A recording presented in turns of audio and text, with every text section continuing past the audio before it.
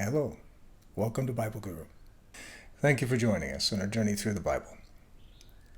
Philippians chapter 3, beginning at verse 10. I want to know Christ, to know the power of his resurrection and participation in his sufferings, becoming like him in his death, and somehow attaining to the resurrection from the dead.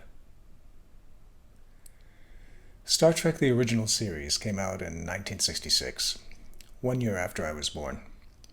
Our family watched the series religiously every week, as early as I can remember.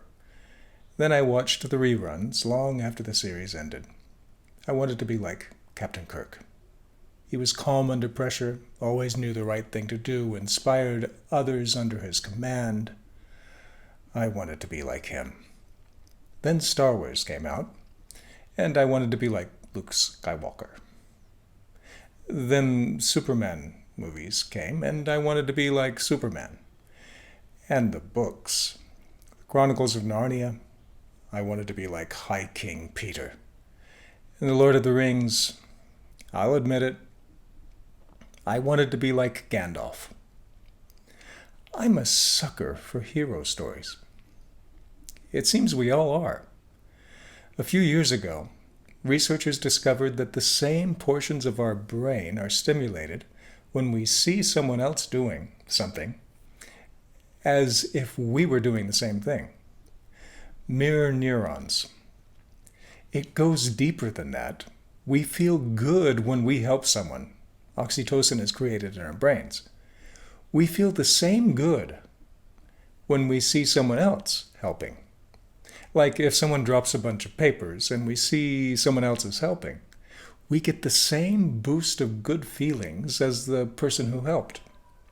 And very recently, Mary Helen Immordino Young at USC has been doing functional brain scans of people as they hear stories of people who make extraordinary sacrifices in order to help others, and found that the limbic system is stimulated, the same part of the brain that governs our digestive system, when we are deeply moved and inspired, when we hear or see or read such stories.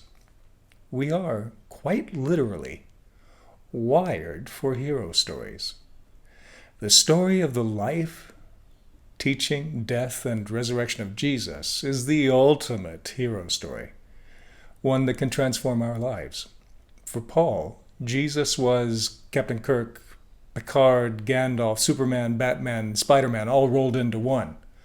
He wanted to be like Jesus.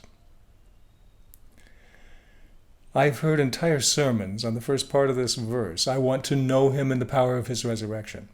Almost like we can read the triumphant part and just skip the suffering part. But the hero story is always in the struggle, the conflict, the snatching of victory from defeat. Jesus was not merely near defeat, he was beaten and murdered and buried. Paul says he wants to know Christ and the power of his resurrection, but he understands that such power only comes after the intense suffering and loss. He can only know the power of Jesus if he is willing to join in the fellowship of the cross.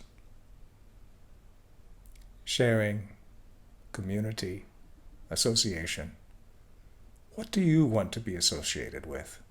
Paul wants to share in the sufferings of Jesus, so much so that he wants to be morphed together into Jesus' death. That's the word Paul uses. Sum orphizamenos. Sum, together. Morphizamenos is morphed. What do you want to be conformed to? What do you want to become like? We look at our heroes and we want to be like them in their fights, at the time that they win. The victory, the throwing of the hands up in triumph. But it's the struggle that makes the hero. The victory comes after. Paul understood this. Who's your hero? I admire many heroes. But Jesus stands head and shoulders, really infinitely above them all, because he was willing to humble himself, even to death, for me. God, I want to be like that. Father, grant us the privilege of following Jesus to the cross, even to death. Teach us the business of humility. The resurrection and the glory are your business.